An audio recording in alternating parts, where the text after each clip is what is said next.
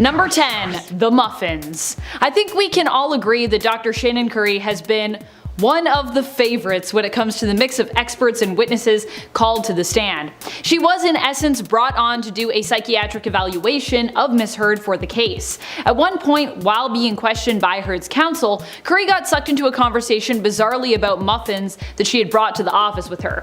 The doctor seemed to be particularly anti anyone twisting her words throughout the line of questioning, respect, but things got to a whole nother level with Heard's lawyer Elaine Bredhoff deciding to fixate on muffins that Curry had shared with Heard.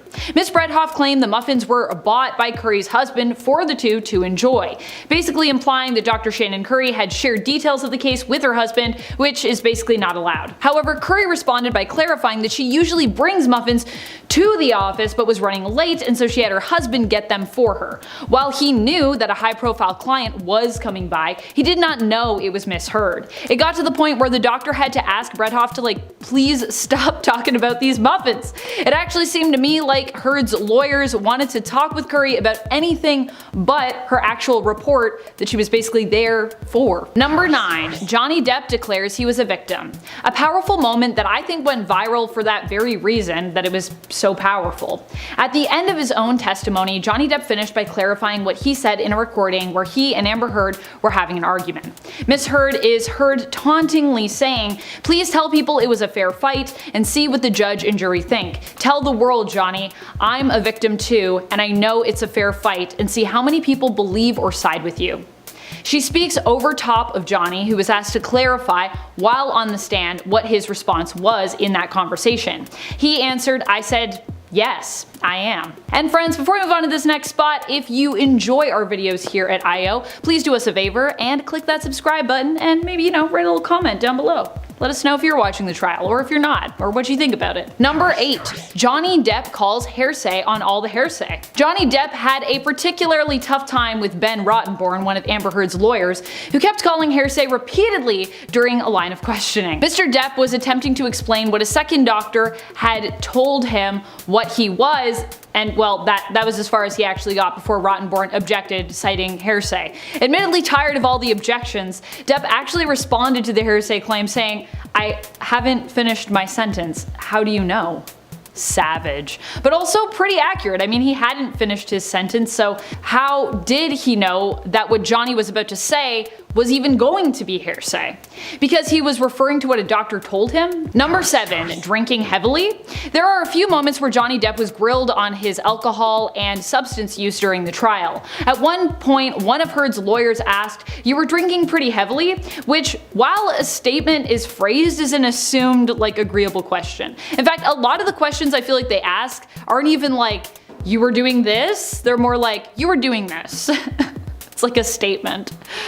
As opposed to just going with the flow and saying yes, or even refuting the claim and saying no, Johnny Depp instead chooses to point out how kind of wild that accusation is by responding with, "Were you there?" This wouldn't be the only time Johnny Depp would respond in such a way when he was asked about his consumption of alcohol and his use of substances, especially when it was implied that he was severely overindulging in either or potentially both.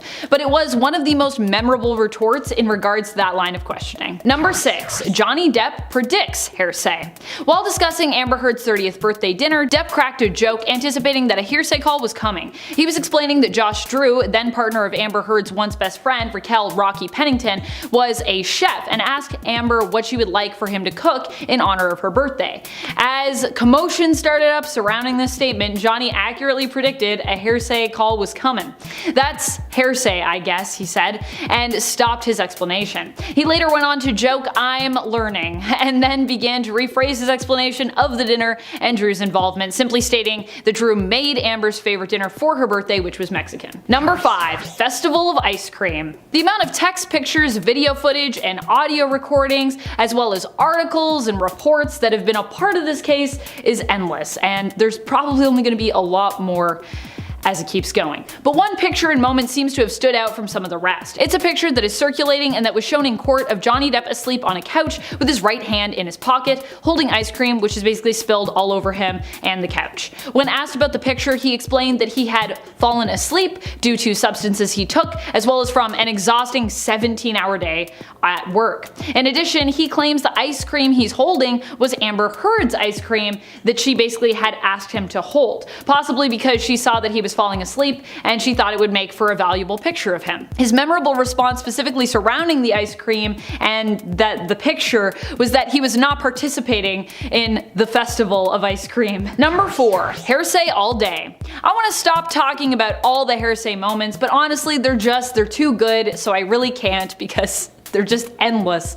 Never mind any specific moments, there are tons of viral compilation videos of the moments that we have discussed here and more leading up to those moments and even after. You can actually see the evolution of Johnny Depp learning when to expect hearsay as he pauses after statements as well to wait for them, and even reacts when it is or isn't called out, often a look of surprise on his face when it isn't called. He also continued to smirk throughout the questioning with his own counsel when the hearsay was called and he'd anticipated it or simply was completely caught off guard. There was just so much hearsay going around that he couldn't seem to help but acknowledge it. Though of course he was annoyed, he chose to actually embrace these moments with humor rather than getting angry, which I think says something about his sense of character too.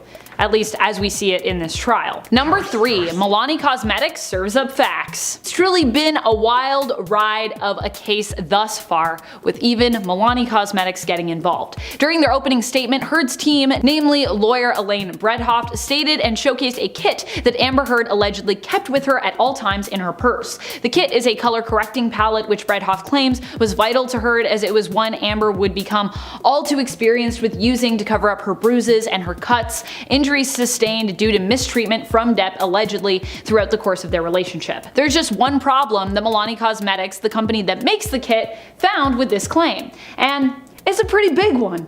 The relationship took place from 2013 to 2016, yet the kit itself was apparently released in 2017 by Milani. Number 2. Ben Rottenborn objects to his own question. Although apparently this is a thing that lawyers can do, it is actually like a tactic that lawyers use, but it's pretty ridiculous for all of us average folks that are watching the trial. Another moment that left people flabbergasted, including the lawyer in question I think a bit, was when one of Amber Heard's lawyers questioned Ben King, Johnny Depp's house manager. During the line of questioning, there was a question that Rottenborn asked King that was basically shot down due to an objection from Depp's counsel. Rottenborn rephrases and then asks instead, "You didn't know what could cause damage to Mr. Depp's hand while you were there on March 8th, correct?" King begins to respond that Dr. Kipper had told King that Depp had sustained an injury on one of his fingers when Rottenborn objected to his own question, citing, you guessed it, hearsay. Confused, Judge Penny Ascarat responds, "Wait, you asked the question." Number 1. Vape and drive. This has to be one of the iconic and, at this point of me recording this video, most recent moments, and it doesn't seem to be going anywhere when it comes to how viral it is. During Alejandro Ramiro's testimony, which was done over Zoom, and where he seems to be answering questions from inside his vehicle, he ended up visibly seeming to lose his patience with Heard's counsel and their line of questioning. Despite the fact that they asked him about an incident where police were called, Romero testified that although he saw Johnny pacing on security footage after another resident brought up the event to him at the front desk, which he actually wasn't there for but came in sort of the day after, he had been surprised. Johnny Depp, he attested, was actually known from his experience to always be like a positive and like generally good-spirited person. He also was questioned about Amber Heard's appearance in regards to possible bruises or swelling on her face and whether she might be wearing makeup to hide injuries. Romero, however, attested that he would have noticed bruises and he didn't. Near the end, the counsel continued to ask question after question about different makeup products that Amber may have used to conceal injuries, and whether or not Romero remembered her wearing any of them or would perhaps even notice them.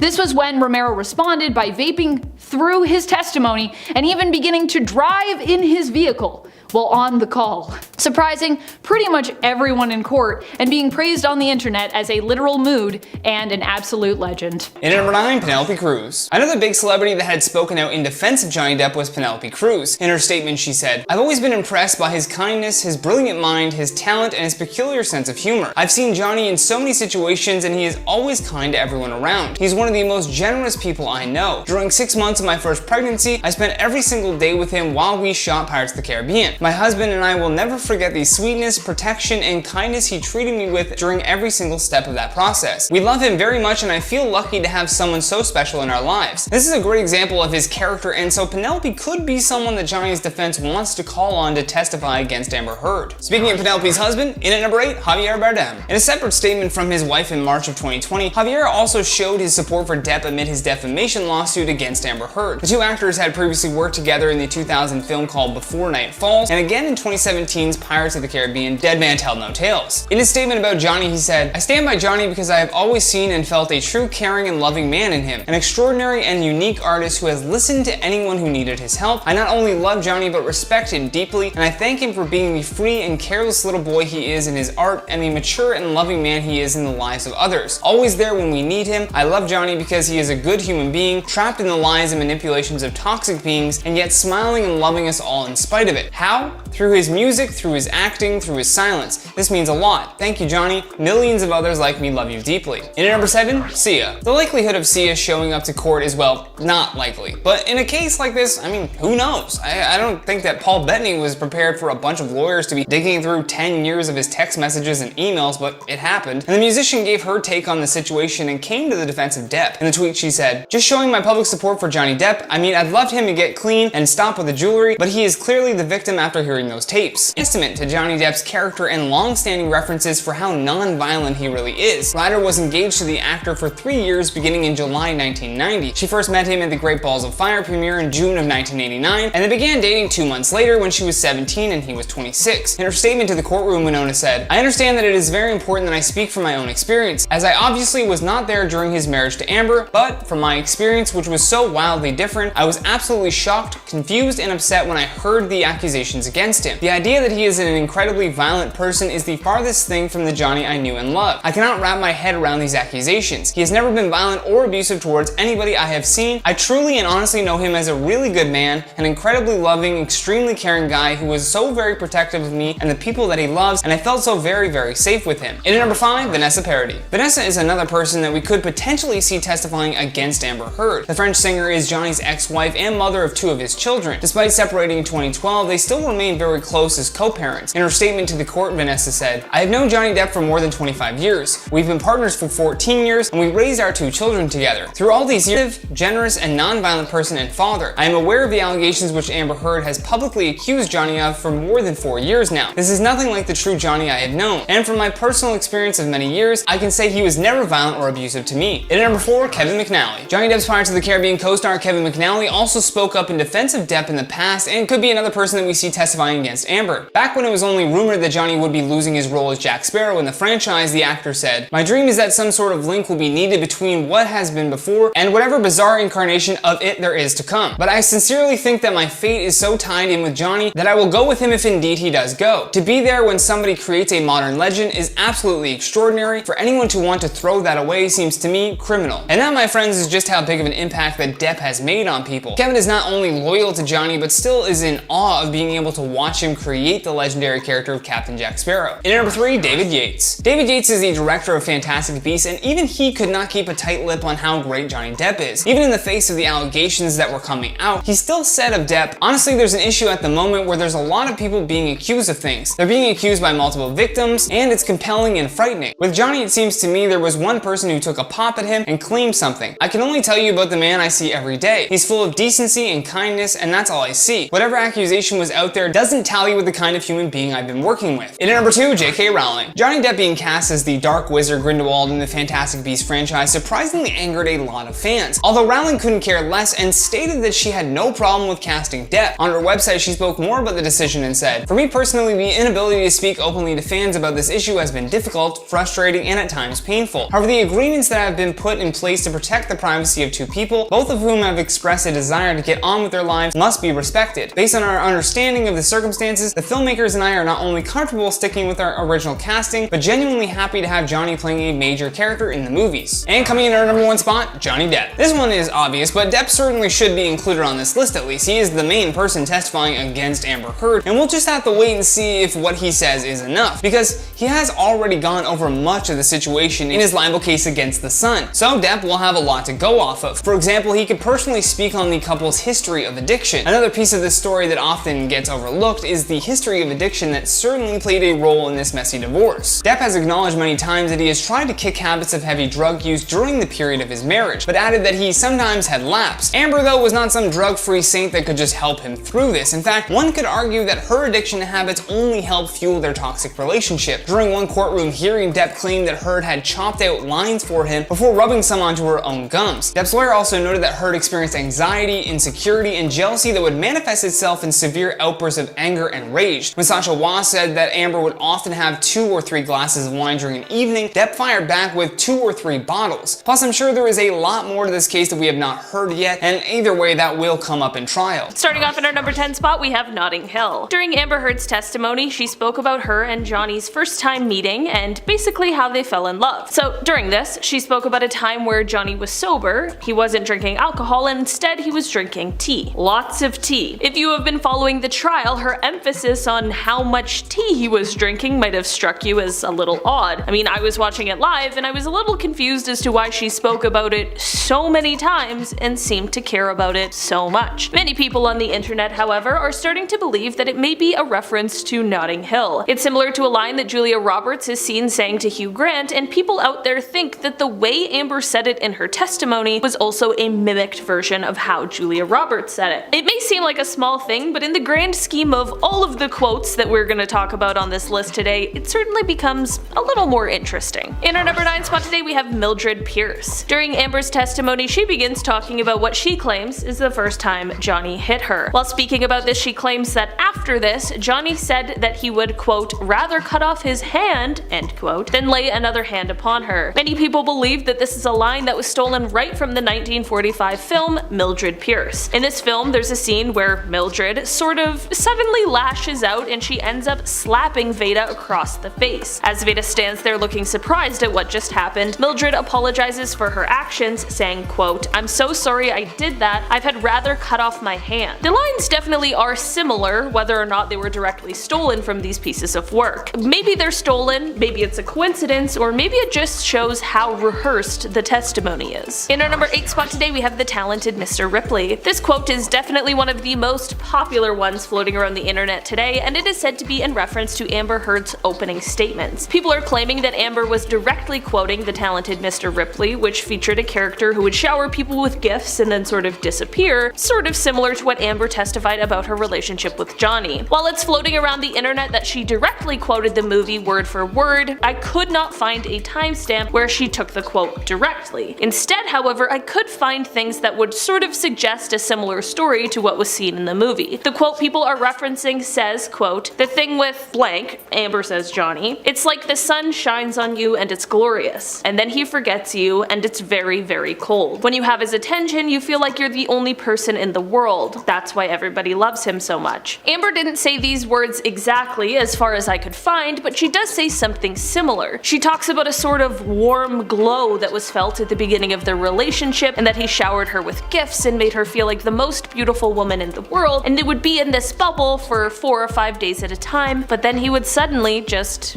disappear. In our number 7 spot today, we have I Am a Killer. During Amber's testimony, she spoke about a time when she and Johnny were around another woman, and they were all under the influence of different substances at the time. Amber claimed that at one point this other woman leaned her head on Amber's shoulder, and she claims that this set Johnny off. She went on to allege that Johnny then at some point grabbed this woman's wrist and twisted it and pulled it towards him. It is then that Amber claims he said, quote, do you know how many pounds of pressure it takes to break a human wrist? She went on to say, quote, he held her and she looked frozen. She's crying. Many people online have pointed out that this line, which she claimed he said, is actually something that was said by someone who appeared in the Netflix show I Am a Killer. In the Netflix show, the woman was serving a life sentence for taking the life of her former partner who had broken her hands in this exact same way. The episode in question was called In Her Hands. In our number 6 spot today, we have Shrek 2.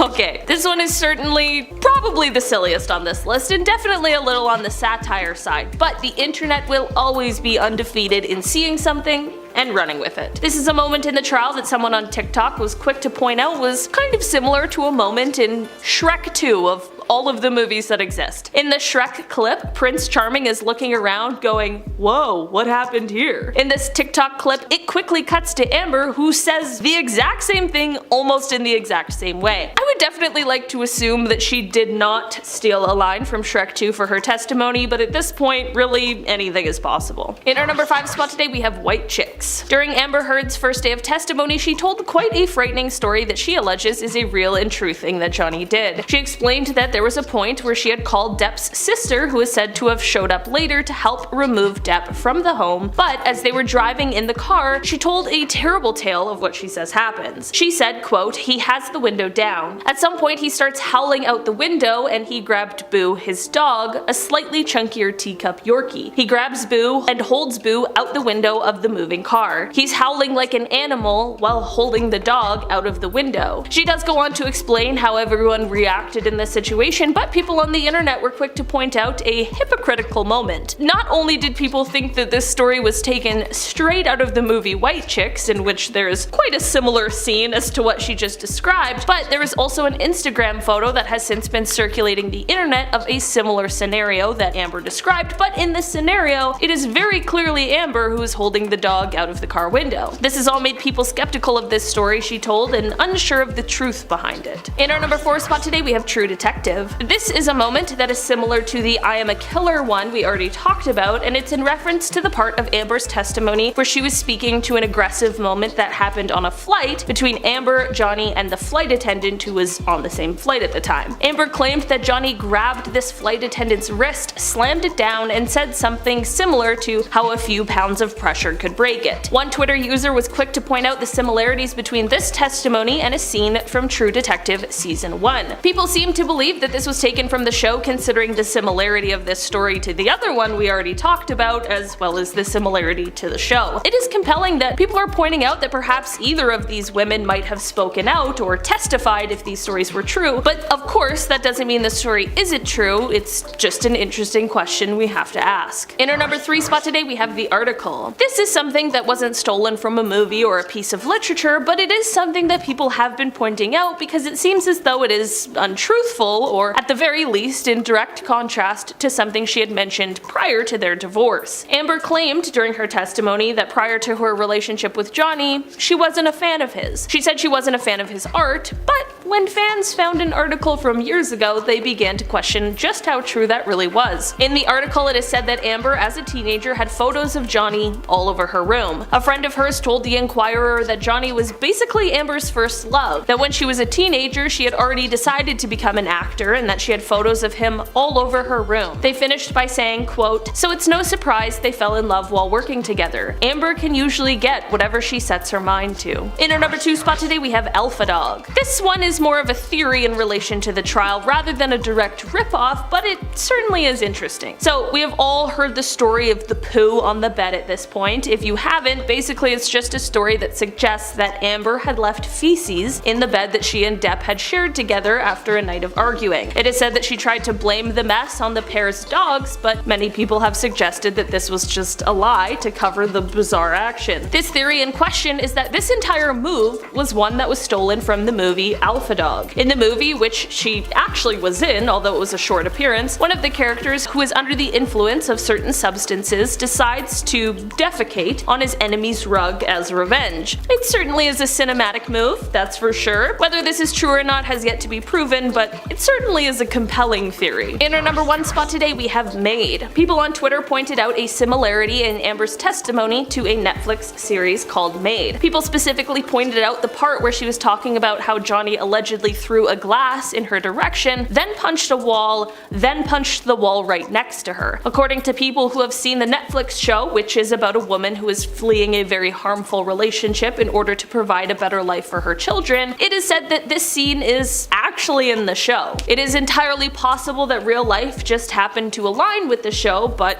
with everything else on this list, people certainly are more suspicious than they normally would be. Many people said that even during her explanation of this story, they vividly thought of this Netflix show. Starting off in our number 10 spot, we have previous abuse.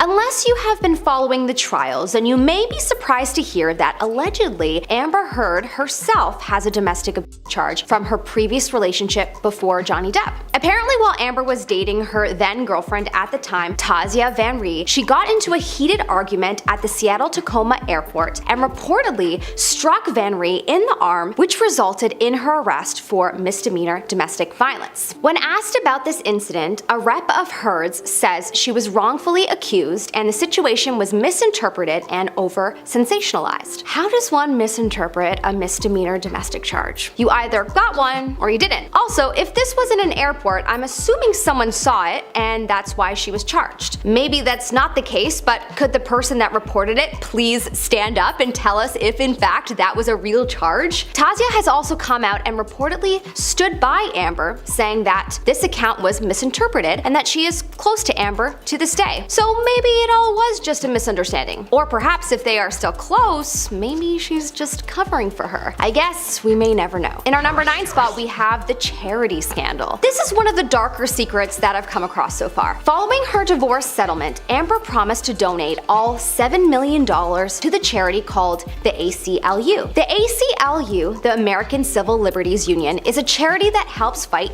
for civil rights of Americans. Specifically, Heard's donation was supposed to go to the Women's Rights Branch to benefit domestic violence survivors, as Heard has claimed to be a survivor of herself from her marriage to Johnny Depp. The ACLU allegedly persuaded Amber to write the now infamous Washington Post op-ed. But since telling the world that all of her divorce money would be donated, it was released in court that this is far from what happened. It was revealed that Heard made a direct donation of $350,000 and that through a series of indirect donations from, Johnny Depp and Elon Musk, and they made them on her behalf, her grand total was brought to $1.3 million. What happened to the other $5.7 million, Amber? Hey, look, that's a lot of money, and maybe she just changed her mind or realized, actually wait, I may need that in life. The problem is that she's not being honest about her reason. I think people would possibly respect her more if she was just real with the fact that she changed her mind because, that's a lot of money. But who knows? Maybe not. In our number 8 spot, we have the drugs. 2 weeks ago, the narrative in court was that Miss Heard was highly against Johnny's drug use and she didn't do much herself. But on May 16th, in court, she admitted to doing cocaine, and on multiple occasions, she has admitted to doing mushrooms and DMA. So Johnny can't do drugs, but she can. Makes sense. Amber has also told the tale that she isn't a big drinker, but multiple witnesses have now claimed not only was she a big drinker, but she could also have 1 to 2 bottles a night. Not glasses, bottles. Is it possible that her perspective has been skewed by the alcohol consumption? Quite possibly. In our number 7 spot, we have the James Franco elevator footage. During the trials, elevator footage from multiple occasions at Johnny Depp's old apartment building has been shown. On one occasion, we of course saw Elon Musk come out of the elevator posing the question of, did his relationship with Amber have some overlap with her relationship with Johnny? But along with Elon, we have also spotted James Franco. In this particular clip, we see James get into the elevator with Amber and travel up to the penthouse floor where they are seen getting cozy and trying to keep their backs to the camera. The date of this incident was May 22nd, only one day after May 21st, where Amber was seen having a bruise on her face. James would have first-hand knowledge of whether Amber really did have a bruise on her face, and yet he's staying quiet. Some believe it's because Amber has told him to stay quiet and that she must have something on him, but who knows? Maybe he just doesn't want to be a part of this whirlwind trial. In any case, it seems that perhaps if there is a dark secret here, such as the fact that she had no bruising, it won't be revealed anytime soon. Coming up in our number 6 spot is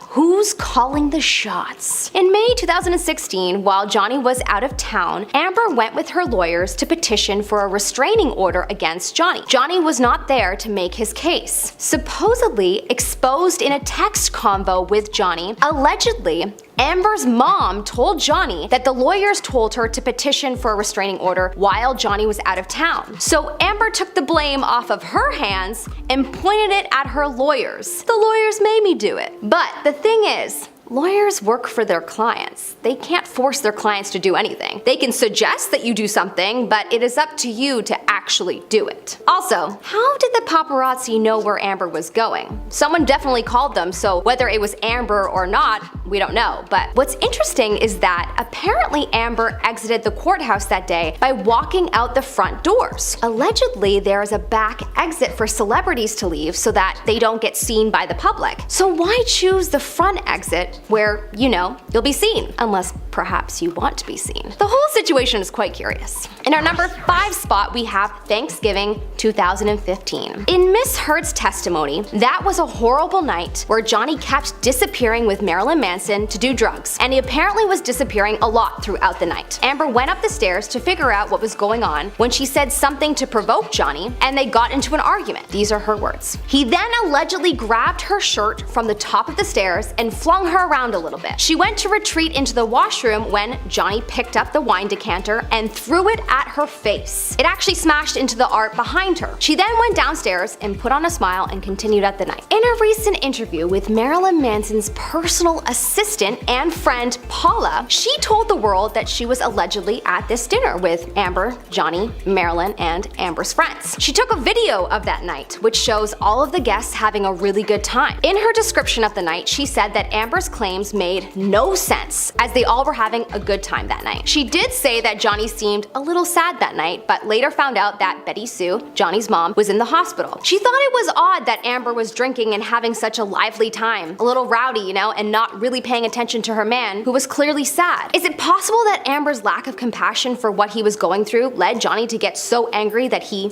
threw the wine decanter at her? But wait, wouldn't the guests have heard a loud smash if that story were true? In our number 4th spot today, we have the secret fake punch footage. This is yet another piece of elevator footage from the trial, but in this video, it is Amber and her sister Whitney. This footage was filmed around the time that Amber was allegedly attacked in late May of 2016, right before she went to petition for a restraining order. The footage shows Amber with her sister Whitney laughing it up when Whitney is seen throwing a fake punch at Amber. They continue laughing and get into the elevator. Depp's lawyer spoke about this footage and made a very interesting point. Would the sister of someone who is an alleged victim of domestic violence ever joke to her about being punched? Not to mention, would a victim of domestic violence not even flinch when a fake punch is being thrown her way? The internet was in an uproar about this, as many people made the point that even people that haven't been victims of violence would still flinch. Only very powerful, confident people may not. Is this possibly exposing that Amber wasn't a by Johnny? Is it possible that her sister is a part of her scheme? Would love to know your thoughts. In our number 3rd spot today, we have the no makeup look. Okay, ladies, can we all just agree that the no makeup look is literally minimal makeup, especially on the eyes, and there's no way that you can pull off this look if you have a swollen face. After being questioned about this in cross-examination on May 16th, Amber claims that she used ice to calm down the swelling on her face after being brutally beaten by Johnny, whom she claims was also wearing rings on all of his fingers, something that he is known to do all the time. So he brutally beat you up with rings on his fingers and you had no cuts? If Amber had cuts, the no makeup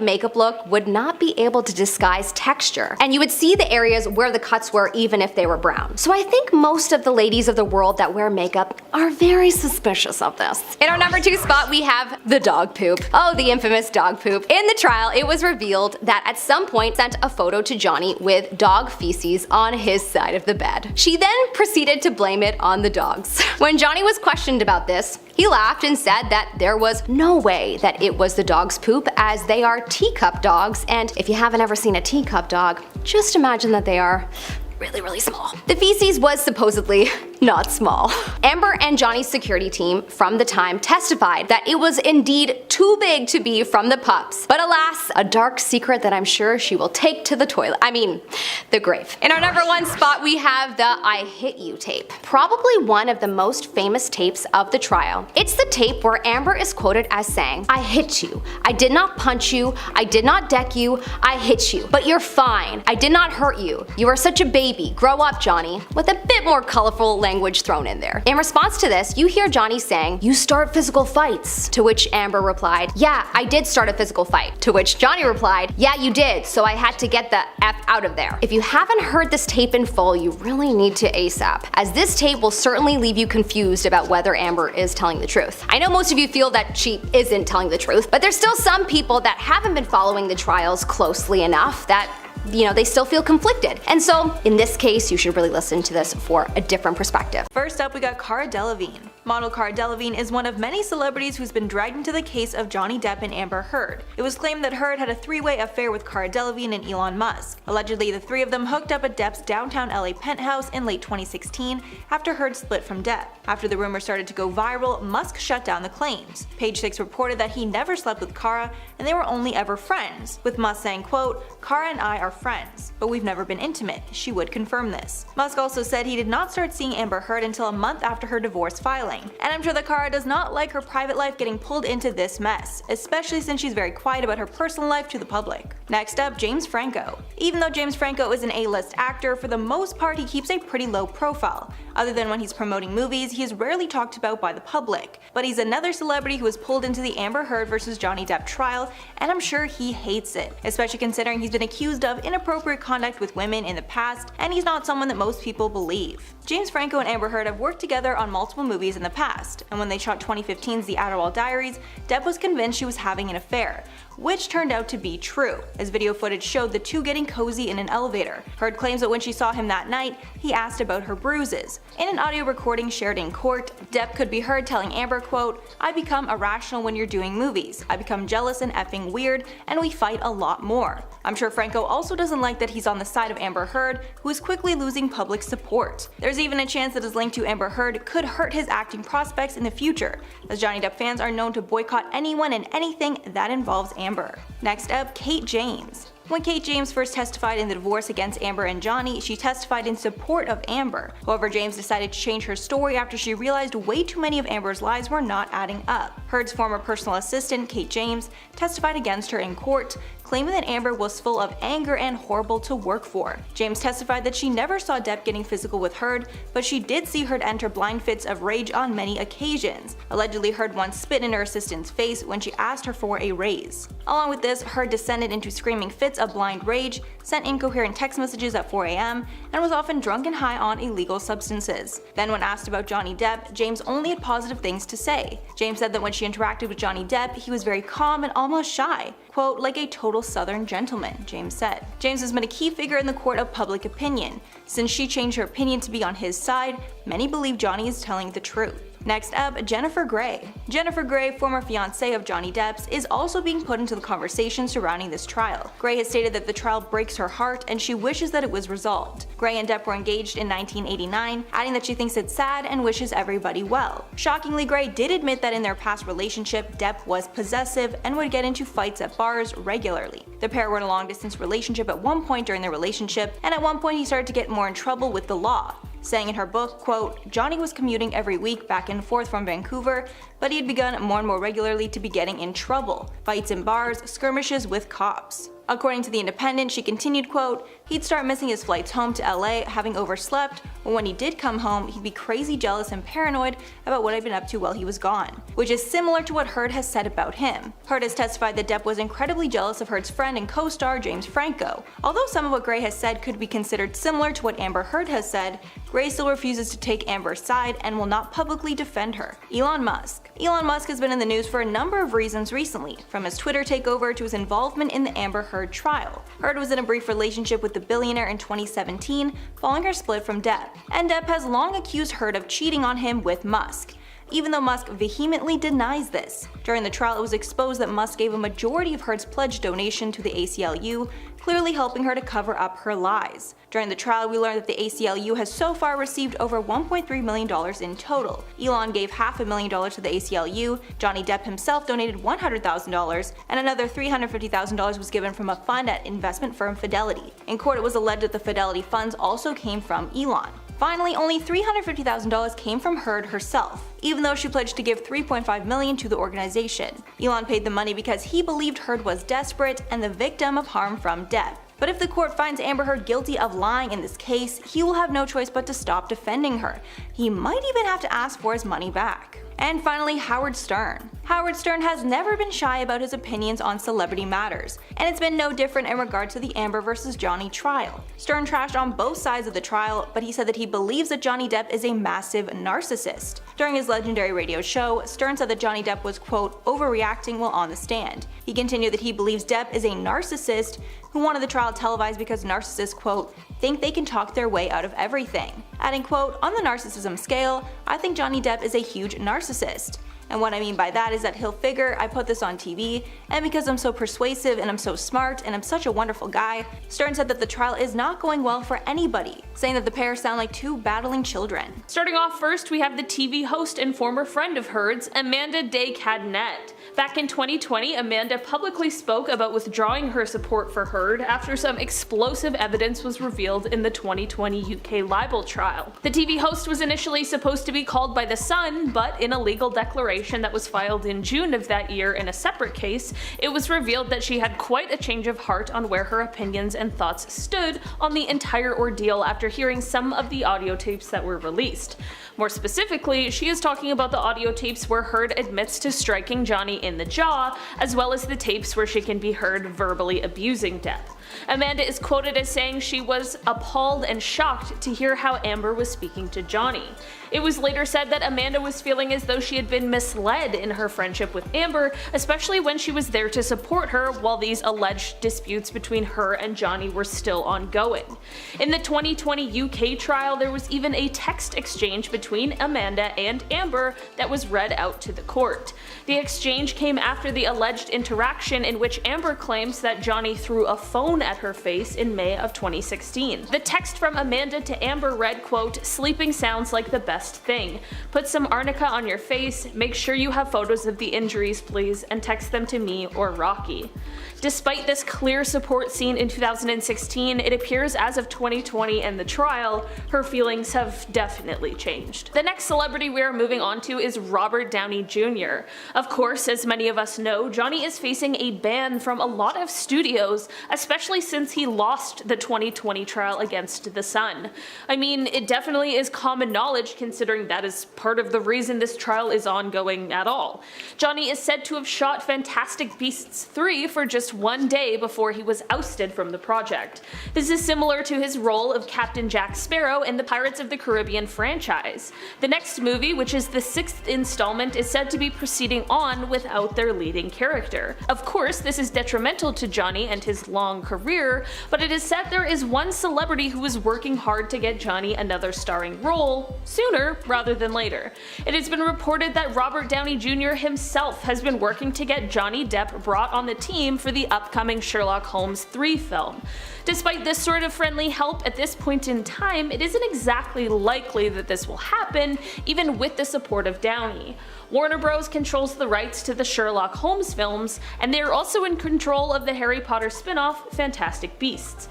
Like we mentioned before, they already dropped Depp from that movie, so I can't imagine them signing him on to any others in the near future. This could all change depending on the outcome of the trial, but there's also a chance, even if the trial does end in Johnny's favor, that the studio still might not want to bring him onto the project. At this point in time, only time will tell. The next celebrity is one who was actually brought up during the trial. Initially, this celebrity wasn't scheduled to testify, but we may just end up getting testimonies from her now that the defense has opened up the door to do so. While Amber sat on the stand during trial, she told the jurors that the only time she ever hit Johnny was during an incident in which she claims the pair was fighting over his alleged infidelity. During this fight, Heard claims that she thought Johnny was about to push her sister Whitney down the stairs, which is the reason she claims she hit him at all. She said, quote, I don't hesitate, I don't wait, I instantly think of Kate Moss and the stairs and I swung at him. What Amber was talking about there, or referring to, is the rumor that Johnny had once shoved Kate Moss, who he dated in the 1990s, down a flight of stairs.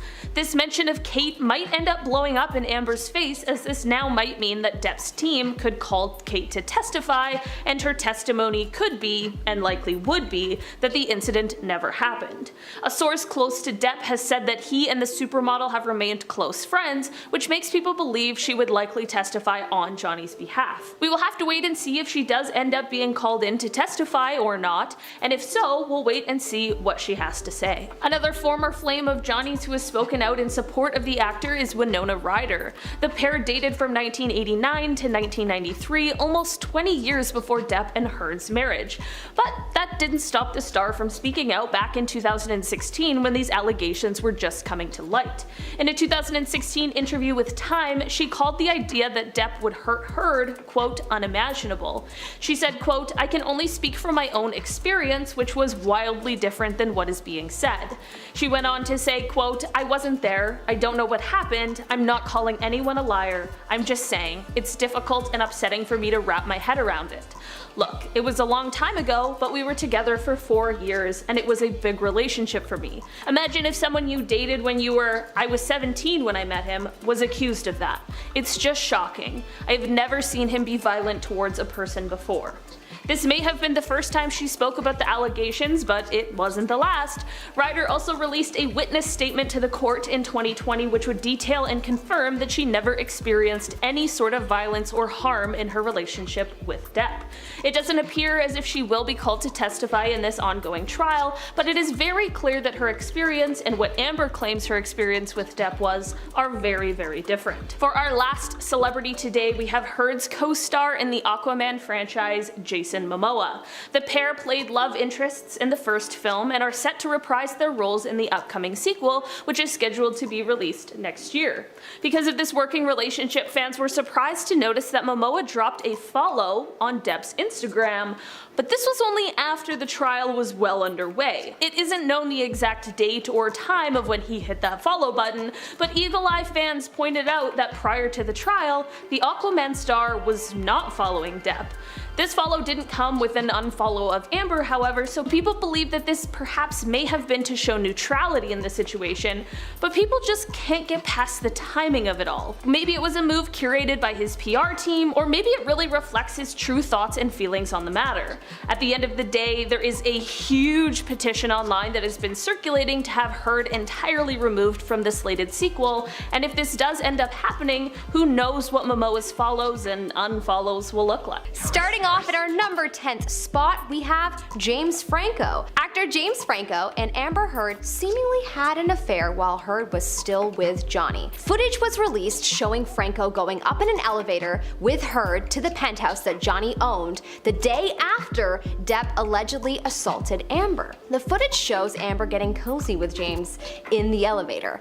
Although James hasn't spoken out about the incident, probably due to being focused on his own legal battles, but the public has decided that he must be on Amber Heard's side. But honestly, silence is just silence, so personally I wonder if he actually is.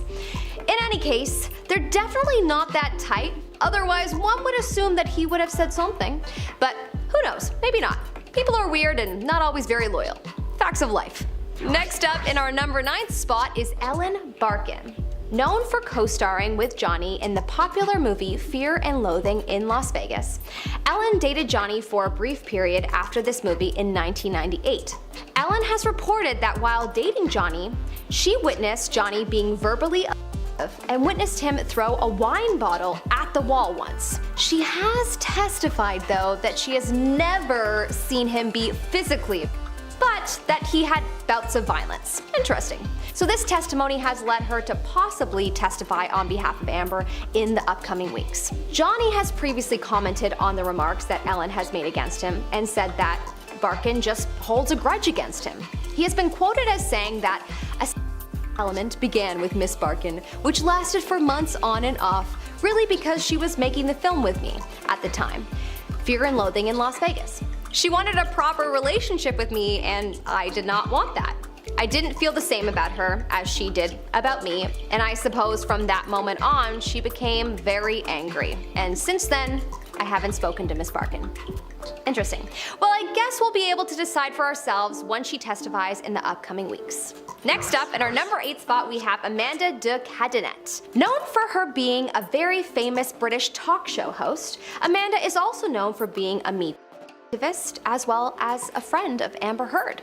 There is debate as to whether she seemingly stands for Amber. Even though she's been silent on the topic, one could argue that that is more due to wanting to stay out of the fire. Nobody wants to be burned, let's be real. But the Daily Mail UK have actually reported that Amanda has now changed sides. They said that Amanda had listened to the infamous tapes where Amber admits to hitting Johnny, as well as telling him that no one would believe him if he told people that he was a victim. And since listening to these tapes, Amanda has changed sides. They reported that Amanda has felt used and misled by Amber, but Amanda has not confirmed this herself. So who knows where she stands officially. Coming up in our number 7 spot today is British TV personality Sharon Osbourne. Now, Sharon hasn't necessarily picked Amber's side, but some say she definitely thinks that in this case, both were abused. Sharon Osbourne has been quoted as saying that they are as bad as each other and that it takes two to tango. It's a horrible British accent. I know that they were both drinking and it was a volatile relationship. Not bad, not bad. As much as I am all for— oh, that's not her anymore, that's me. As much as I am all for personal responsibility, that comment somehow falls a little flat when it comes to commenting on a trial about a career being completely ruined and, of course, the potential of false allegations being at play. Absolutely, I hope they both learn their lesson, but in this case, most of the evidence seemingly points to one being the perpetrator, but hey, maybe that's just me. Would love to know your thoughts though in the comment section below. In our number 6 spot today, we have tech icon Elon Musk. Elon dated Amber in 2016 to 2017, and there's rumors that there was some overlap while Amber was dating Johnny, as there is footage of Elon getting out of that famous elevator on the penthouse floor where Johnny Depp owned all of the apartments. He was set to testify on Amber's behalf, but has seemingly now backed out. This is another questionable Amber stand, as Elon hasn't actually commented on being on Amber's side. In fact, pictures that show Elon with major face bruising while dating Amber have been circulating, and some are very suspicious of this. It's interesting that Elon, who's notorious for being quite the free speech activist, hasn't spoken out and debunked this theory. Does that mean that perhaps it's true? And if he really didn't think that she was capable of the allegations against her, wouldn't he say she was a nice, sweet gal and not capable of these accounts? Similar to how so many are saying about Johnny? Interesting. Very interesting indeed. In our number 5 spot today, we have Eve Barlow. Eve Barlow is known as a pop culture journalist and more recently known as being a very close friend of Amber Heard. She has taken Amber's side publicly on many occasions, including most recently, when she is quoted as saying, "It's easy for women with low self-esteem to hate AH, Amber Heard, or justify their prejudice towards archetypal feminine strength/beauty by denying their envy of it. They perceive an afforded power that's truly a myth and excuse their own inefficiency at being resilient against misogyny." Yeah, Eve, I'm not sure how much prejudice is at play here with Amber, admitting to physically hitting Jay on a number of occasions, but sure, we should all be open to possible prejudice at play always. We all have our own biases and they can be influenced. Next up in our number 4th spot, we have Io Tillett Wright. Author, photographer, and he is known as being one of Amber's friends. Towards the beginning of these trials, it was very clear that he was on Amber's side. Some say he still is, but I have my suspicions. Why hasn't he been quoted as saying anything about the trial recently? There's speculation that he will testify on her behalf, so we'll have to see when he does or if he does. But he has gone on record previously claiming that he overheard a conversation between Heard and Depp while on the phone with Amber. He's quoted as saying that he allegedly heard Depp attack her and tell her to get out of the house. Wow. He told the court the phone then sounded like it dropped to the ground, hearing the actress say something like, "You just threw the phone at my head." He then said the next thing he heard was Depp saying, "Oh, you think I hit you? You think I hit you? What if I peel your hair back?" Well, if he did indeed hear this, then we have no reason to think he wouldn't still be defending Amber, right? But I guess time will only tell. In our number 3 spot today, we have Christy Sexton. Known for being a very famous acting coach, Christy Sexton has previously gone on record supporting Amber. She testified on Heard's behalf in the 2020 trial between Depp and the UK Sun. She has gone on record stating that Depp was previously controlling with Heard's career, and that Depp was also very concerned about her being around James Franco. After seeing the elevator footage, arguably, he might have been justified. Again, it is unclear as to whether she will testify in the Virginia trial, nor if she still stands by Amber. In our number 2 spot, we have actress Jennifer Grey, most famously known for the box office masterpiece Dirty Dancing. There is some speculation that Jennifer is more swayed towards Amber's side, as she dated Depp briefly in the 80s and has reportedly said that she remembers Depp acting in a crazy, jealous, and paranoid manner during their relationship when he wanted to know what she'd been up to while he was away. She has said that at the time she attributed his ill temper and unhappiness to him feeling miserable and powerless to get off 21 Jump Street. She has also said that Johnny was sweet, loving, and romantic to her, and she has never gone on record experiencing any physical violence from him. She has recently commented on the trial, being quoted as saying, "All I can say about that trial is that it breaks my heart for everybody involved. I just think it's sad and I wish it was revolved, and I just wish everybody well." In our number 1 spot today, we have the very famous director, James Gunn. Gunn is known for directing the Guardians of the Galaxy franchise, Suicide Squad, and Aquaman. When asked if he would be firing Amber from the Aquaman franchise due to the allegations against her, he has been quoted as saying, "I don't think we're ever going to react to, honestly, pure fan pressure. You gotta do what's best for the movie. We felt that if it's James Wan and Jason Momoa, it should be Amber Heard. That's really what it was." Because of this reaction, some wonder if he supports Amber. But what you may not know is that James Gunn has gone through his own version of cancellation due to offensive tweets that led to his firing of Guardians of the Galaxy. So perhaps not firing Amber is an act of compassion and understanding how it feels to be let go for what he may believe to be seemingly unjust reasons. I agree with this to some extent.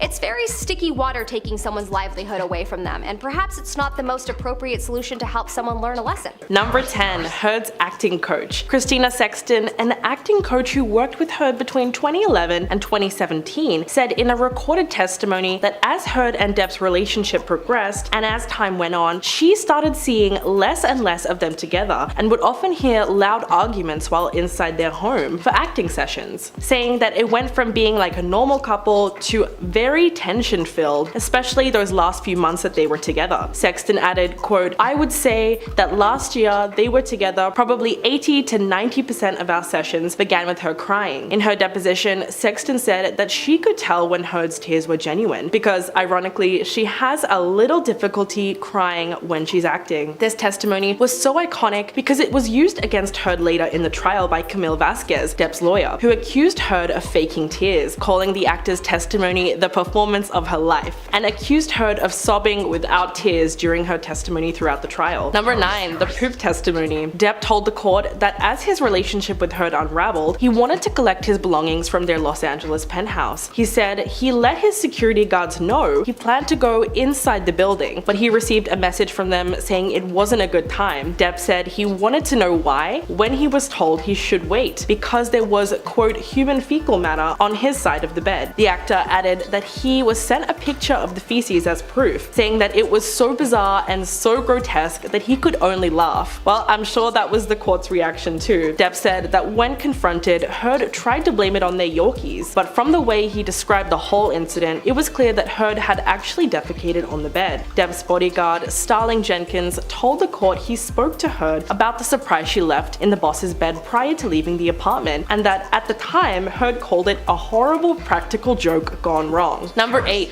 Depp's agent. In a videotaped deposition recorded on the 19th of January, Christian Carino, Depp's former CAA agent, appeared to be through with discussing his former client's issues, but told the court the actor had become unemployable in Hollywood following Heard's allegations of domestic violence. Carino, a longtime agent who had previously represented Depp, said he warned the actor's handlers that his legal disputes were becoming a distraction for the Pirates of the Caribbean actor's career, saying that the general public doesn't want to hear that people that they look up to are in litigation. Carino said the non-stop coverage, including when Depp lost his case against The Sun in 2020, affected the actor's off-screen reputation. He admitted that he began to have discussions with Pirates of the Caribbean producer Jerry Bruckheimer about Depp being dropped from the sixth film in the lucrative Disney franchise, which means that because of Heard's accusations, Depp missed out on a massive payday to the tune of $22.5 million. Number 7. The TMZ testimony. The explosive testimony from former TMZ journalist Morgan Tremaine established that the celebrity news publication had been able to publish exclusive photos and videos of Heard during the early stages of their contentious divorce, based on tips it received about her whereabouts. This directly contradicts the recorded testimony from Heard, saying that she was caught off guard by the presence of the photographers and that she has no idea how TMZ got hold of the story. Tremaine testified that he dispatched paparazzi to stay outside the Los Angeles courthouse based on an anonymous tip to capture photos of her in 2016 when she filed for a temporary restraining order against Depp. This slip-up really affected Heard's credibility as a witness, but what makes this testimony so iconic is when, under cross-examination, Fred Hoft said to Tremaine, quote, "This gets you your 15 minutes of fame, doesn't it?" He responded with, quote, "I could say the same thing about you taking Amber Heard as a client." Number 6. Depp's sound engineer. When Johnny Depp's friend and sound engineer Keenan Wyatt appeared in court, he narrated an incident when Heard yelled at him during a private flight. He also mentioned that he had never seen Depp attack anybody, and spoke about a time he joined the former couple on a private jet flight from Boston to Los Angeles in May of 2014. It was then that he noticed Heard was giving Depp the cold shoulder, and at one point he tried to comfort her by telling her that Depp cares about her, which resulted in Heard yelling at him, saying, quote, "How dare you talk to me?" and screaming at him to get away from her. The incident on the private jet would have solidified the jury's opinion of Amber Heard, and it was a really interesting testimony because we got to see how she treats certain people around her. Number 5. Heard's sister. Heard's sister, Whitney Henriquez, testified on the stand about a fight she witnessed between Heard and Depp shortly after the two stars were married. The fight escalated to the point that Henriquez found herself caught in the middle of it. She testified that after Heard discovered text messages on Depp's phone from a former girlfriend, Depp, who was drunk according to Henriquez, became angry. Quote, "They were saying horrible things to one another. She was calling him old and fat. It was a fight." Depp was actually caught on camera laughing at this, which makes the whole testimony very iconic. When Henriquez went to the top of the stairs to try to calm her sister down, she says Depp ran up after her and struck her in the back. Then, Heard stepped in and apparently punched him in the face. Soon after that event, Henriquez said Depp asked her to sign a non-disclosure agreement, which she claims she refused. Number 4. Depp's security staff. Starling Jenkins, a longtime member of Depp's security staff, testified that the morning after Heard's 30th birthday, on April 21st, 2016, he was informed by Heard that she, quote, "got in a fight with Johnny last night," and that she threw his phone, wallet, credit cards, and passport over the balcony and onto the street below. Jenkins said that he then used the Find My iPhone program to track down Depp's phone to Skid Row, a Los Angeles neighborhood known for its homeless population. The items were found to be not far from the former couple's apartment building, and Jenkins said that he approached a homeless man about the phone who was honest and actually returned it, saying, quote, "I gave him a reward for it, $420, chicken tacos, chips, apples, and Fiji water." The whole story was just so funny and heartwarming. Number 3. The bee testimony. Heard took the stand and told the jury how her dog injured itself, leading her to a veterinarian's office on the day she claimed Depp forced a cavity search on her. The actress said that it was the same day they had taken psychotropic mushrooms during a trip to the Hicksville Trailer Palace in Joshua Tree, California. Heard recalled to the court before wincing while giving details about a day she and her ex-husband Depp got into a vicious fight. Quote, "My dog stepped on a bee." The moment went viral on TikTok, with so many people becoming obsessed with the clip and stitching together videos of their own random rhymes and winces. In fact, hundreds of videos have been made, gathering hundreds of thousands, if not millions of views. For some reason, this was one of the most iconic testimonies of the whole trial. Number 2. The front desk staff. In a recorded video deposition, Alejandro Romero, a front desk employee at Depp and Heard's LA penthouse building made it clear he wanted no part of the case. He said he couldn't remember much about the couple's time together, nor did he want to, saying that they sent him the papers to review. He didn't even want to review it because it's been so long. Quote, "It's like I just don't want to deal with this anymore." The doorman was seated in the driver's seat of a vehicle in the video, and at one point he drank soda, took a puff, and then drove off for lunch, adding, quote, "I'm so stressed because of this. I just don't want to deal with this anymore. I'm tired. I just don't want to deal with this court case. Everybody's got problems and I don't want to deal with this anymore." After dismissing the jury for lunch, Judge Penny looked shocked and said she's seen a lot of things, but that was a first. Heard's attorney, Elaine Bredhoft, agreed, calling it the most bizarre deposition. And coming in at number 1, Depp's testimony. While on the stand, Depp rejected his former partner's claims of domestic violence outright, telling jurors he had, quote, "never struck Heard in that way, nor have I struck any woman in my life." Instead, Depp alleged that he suffered at the hands of Heard, who physically attacked and demeaned him on multiple occasions. Quote, "It could begin with a slap, it could begin with a shove, it could begin with throwing a TV remote at my head." He added that Heard has a need for conflict, and she has a need for violence, which erupts out of nowhere. This was such an effective testimony because not only did the actor finally get a chance to defend himself, but his defense team used Heard's own words to back up these claims, such as audio recordings and handwritten notes. And in one recording, she can be heard admitting to hitting Depp before mocking him and calling him a baby. And in a letter to Depp, she apologized for getting crazy and writing, "I'm sorry I hurt you." His testimony, along with the evidence his lawyers were able to produce, was truly the nail in the coffin for Heard's crumbling defense. Number 10, the TMZ slip-up. The explosive testimony from former TMZ journalist Morgan Tremaine established that the celebrity news publication had been able to publish exclusive photos and videos of her during the early stages of her contentious divorce from Depp, based on tips it received about her whereabouts. This directly contradicts the recorded testimony from Heard, saying that she was caught off guard by the presence of the photographers, and that she has no idea how TMZ got a hold of the story. Tremaine testified that he dispatched paparazzi to stay outside the Los Angeles courthouse based on an anonymous tip to capture photos of her in 2016 when she filed for a temporary restraining order against Depp. This slip-up really affected Heard's credibility as a witness. Number 9, Ellen Barkin's testimony. In a recorded deposition, actress Ellen Barkin, who dated Depp for less than a year in 1994, took to the stand, claiming that the actor was in fact jealous and controlling during their relationship, and described an incident where the two were filming Fear and Loathing in Las Vegas together in 1997. Barkin said that Depp was getting into a heated argument with his friends and threw a wine bottle in her direction. While her version of events might be factual, her testimony did not have as much effect on the jury as Heard's defense team was hoping for, as it paled in comparison to the overwhelming support Depp received from the women in his past relationships. In short, it made her defense look like they were grasping at straws.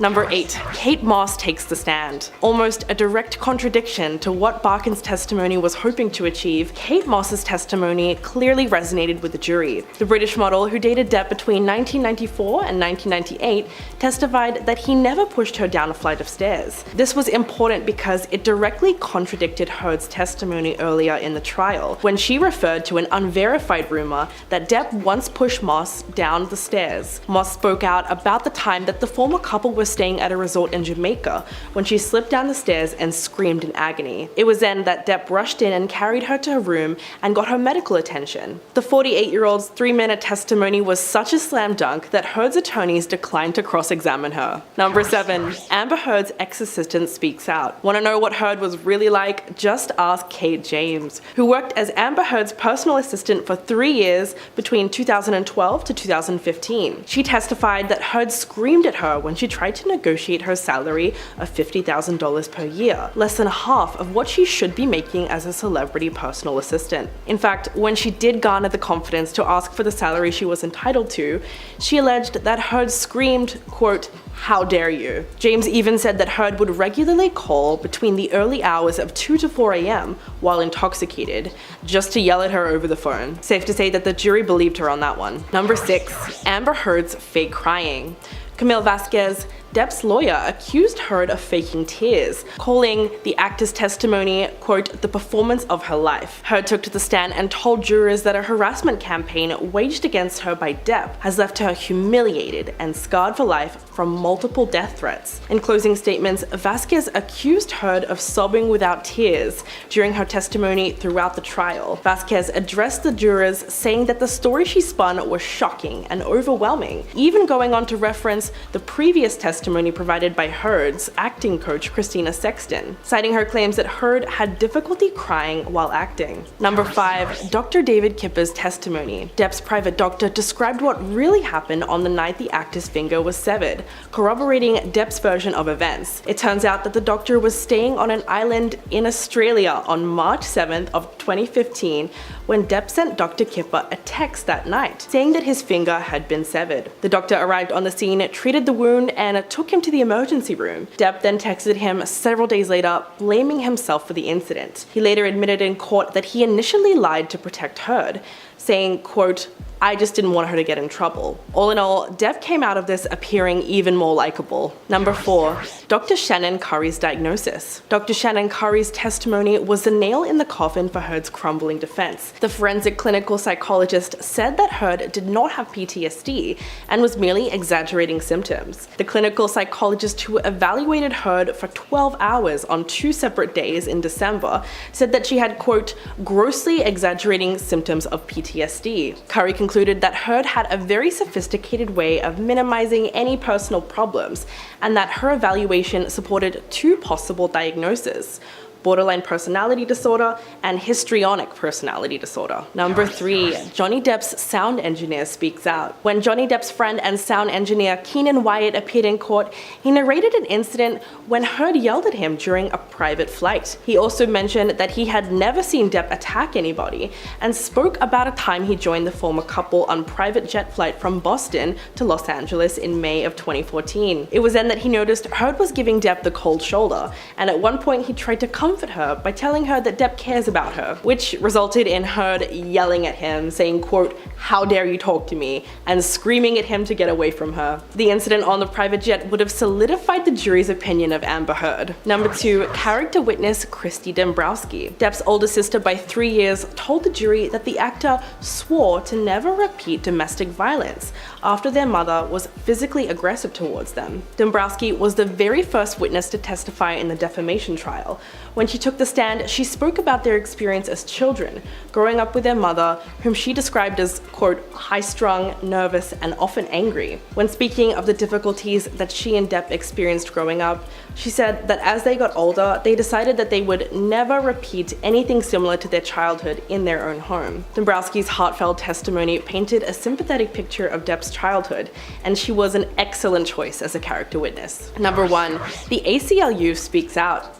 Terence Doherty, the General Counsel and Chief Operating Officer of the ACLU, said in a recorded deposition that Heard only donated $1.3 million of the $3.5 million she pledged to the organization from her divorce settlement. And he came with receipts. When Depp and Heard reached a divorce settlement back in 2016, the actress announced that she would donate the entirety of her $7 million divorce settlement to charity, pledging that the money would be split between the 2 organizations, the American Civil Liberties Union and the Children's Hospital Los Angeles, which meant the ACLU should have received $3.5 million. But Mr. Doherty claimed that the organization received 4 donations from Heard, which only totaled $1.3 million.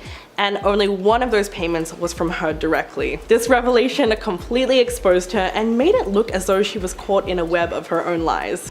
First up at number 10, Kate Moss lie. One of the most talked about things to come out of Amber Heard's testimony was her assertion that Johnny Depp had gotten physical with his past girlfriend, Kate Moss.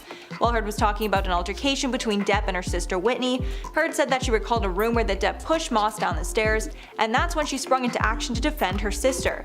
After Amber brought this to light, Depp's lawyers decided to bring Moss in for questioning. Depp's lawyer asked if Moss was ever pushed down the stairs by Johnny, and she denied it. She stated that at one point during their trip it was very rainy, and she ended up slipping and falling down a flight of stairs at the hotel. Once this happened, she called out for help, and Johnny came running to pick her up and do whatever she needed. When the lawyer asked if Depp had ever gotten physical with her at any time, Moss continued that he never, quote, pushed me, kicked me, or threw me down any stairs. And at number 9, ACLU donation lie. One of the worst cases of Amber Heard lying on the stand is in regards to her donation to the ACLU, since it's so easy to get to the truth. During her divorce proceedings, Amber went on record stating that she would donate the proceeds from her divorce to Children's Hospital of LA and the ACLU within 10 years, claiming at the time she did not care about the money, rather she just wanted justice for what she had gone through. However, Depp's team brought to light that Amber never donated the money that she pledged she would. In court, an ACLU executive stated that they did not get anywhere close to the $3.5 million that she claimed. Terrence Doherty said the nonprofit received 4 donations in Amber's name so far, totaling only $1.3 million, and only $350,000 of that came from her directly. The remainder and largest portion of the money came from Elon Musk, her former boyfriend. Amber also took credit for a $100,000 donation made by Johnny Depp, go figure. And at number 8, leaked phone call. Probably the biggest bombshell over the course of the divorce were these leaked phone calls between Johnny and Amber, and of course these calls were brought to light once again during the recent trial. In these phone calls, Amber admitted to hitting Depp. In the call, Heard said, quote, I'm sorry that I didn't hit you across the face in a proper slap, but I was hitting you. I was not punching you. Babe, you're not punched. Adding, quote, I don't know what the motion of my actual hand was, but you're fine. I did not hurt you. I did not punch you. I was hitting you. Depp then replied, I left last night. Honestly, I swear to you, because I just couldn't take the idea of more physicality, more physical harm on one another. Heard finished off saying, quote, I can't promise you I won't get physical again. God, I effing sometimes get so mad I lose it. So in this call, Amber not only admits to harming Johnny Depp, but she also tries to shame him and tell him that she didn't even hit him that hard. And at number 7, pooped in their bed. This one is straight up disgusting. But the couple's housekeeper exposed that Amber Heard pooped in their bed while Heard was in. But the couple's housekeeper exposed that Amber Heard pooped in their bed while the couple was married. Housekeeper Hilda Vargas said in a written statement that she found the feces and knew they were human. Vargas added that after she told this to Johnny, Amber Heard approached her and told her the photos had destroyed her marriage. The housekeeper said she apologized to Amber, adding, quote, I was very nervous and so I apologized, even though I did not believe that their marital problems were my fault or that I had done anything wrong. And she finished off saying, quote, she has a bad temper in my opinion, and I did not want her to yell at me. Depp stated in court that Amber tried to blame it on their dogs, but he is convinced it came from Amber or one of her friends. And at number 6, forced assistant to lie. In their divorce trial, Johnny Depp's former estate manager has testified that he lied under oath because Amber Heard forced him to do so, or she threatened he would lose his job. This was after Amber was charged with bringing her dogs to Australia illegally and not abiding by the country's restrictions on animal travel. Kevin Murphy, the estate manager, said during the trial, quote, Amber wanted me to say essentially that it was my fault in one way or another that the paperwork wasn't completed, so that I could take the blame for her. Murphy's statement claimed that Heard said to him, quote, I want your help on this. I wouldn't want you to have a problem with your job. After being pressured into it, Murphy decided to lie under oath to not get in trouble with Amber. Because of this shocking revelation, Heard was investigated for perjury by Australian officials. Halfway number 5, inconsistencies in her story. Since the internet is clearly on Depp's side in regards to the trial, after Amber Heard took the stand to testify, the internet immediately started dissecting her testimony. Viral TikToks even show people acting out her retelling of events, and it makes literally no sense. In one TikTok, the audio hears Amber claiming she was sitting on the edge of a couch. Then she says how she was on the floor looking at how dirty the rug is. Painted the picture that her version of events makes no sense. A tweet breaking down another event said, quote, I walked out of the bedroom and he slapped me in the face. I turned around to face him and said, Johnny, you just hit me. The user pointed out that you cannot be slapped by someone and then turn around to face them. And at number 4, Heard copying Depp's outfits. This is one of the many bizarre things that Amber Heard has done in court that has left everyone scratching their heads. After many days of Amber showing up to court wearing almost the same thing that Johnny had worn the previous day, it became clear to viewers that she was copying his outfits. Some experts even claim this might have been done as an intimidation tactic. Dr. Shannon Curry took to the witness stand and testified that she diagnosed Amber Heard with 2 personality disorders. Dr. Curry claimed that Amber's disorder may cause her to, quote, take on the identity of the people they are spending time with because it's comforting.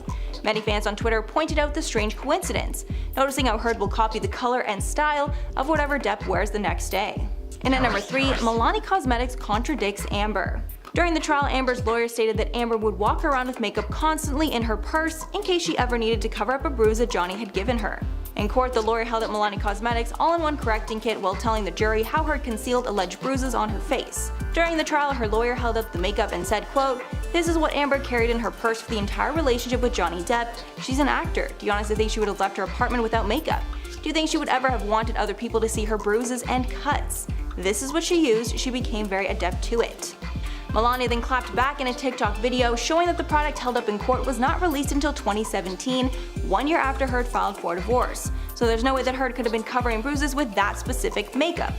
A source close to Heard told People, quote, "Heard's lawyer was using an example of the kind of makeup that she used." And at number 2, stolen story. One of the biggest bombshell allegations against Amber in the course of her divorce has been the accusation that she stole her assault story from her assistant. And she played the story off as her own so she could exploit it for financial gain in the divorce. Heard's former personal assistant testified to the UK High Court that her assault story was used by Amber in Amber's depositions against Depp. The assistant, named Kate James, testified that she told Amber the story in confidence of a horrible incident that happened to her in Brazil that traumatized her. Kate James said on the record, quote, "Amber referred directly to a violent incident that occurred to me 26 years ago, and she twisted it into her own story and she used it for her own use." Adding, "This of course caused me extreme distress and outrage that she would dare to attempt to use the most harrowing experience in my life as her own narrative." And finally, number 1, Johnny's kids hated her. Throughout the trial, it became clear that Depp's kids with ex-partner Vanessa Paradis did not approve of his relationship with Amber. It was even exposed that Lily Rose did not attend his father's wedding to Amber in 2015. In court, Johnny said, quote, "My daughter Lily Rose did not come to the wedding. She and Miss Heard were not on particularly great terms for several reasons." Johnny Depp also claimed in court that Amber tried to drive a wedge between him and his kids. When talking about how possessive Amber was, Depp said, quote, "Amber had to have me there at all times for her own needs, also alleging she would tell me what a bad father I was and that I had no idea how to parent." When asked in court if Heard had any relationship with Johnny's kids, Depp responded, quote, "It didn't exist. My children are much smarter than me. They refuse to be around her." And at number 10, hearsay. If you've been on TikTok or Twitter the last few weeks, I guarantee you've seen a video of Amber Heard's lawyers using this word more than a few times. If you didn't know, hearsay is when a witness in court testifies about something that someone else said. Then the lawyer can object, calling hearsay, as this recollection could be inaccurate, and it's typically considered to be inadmissible as evidence. Many followers of the trial have taken a dislike towards Amber Heard's lawyers and have been poking fun at what they deem to be an overuse of the objection, with many videos and jokes flooding social media feeds. One particular clip from the trial was viewed by many people as Amber Heard's lawyers called hearsay towards a question that he himself had asked another witness on the stand. Honestly, I feel like if I stay too long at this point, someone's gonna call hearsay on me. And at number 9, dog stepped on a bee. As one of the main people in the trial, all eyes are on Amber Heard, especially when it's her turn to take the stand. As a large majority of people following the trial seemed to be on the side of Johnny Depp. The pressure was on for Amber to make a convincing and moving testimony to try and not just convince the courts, but win back public opinion.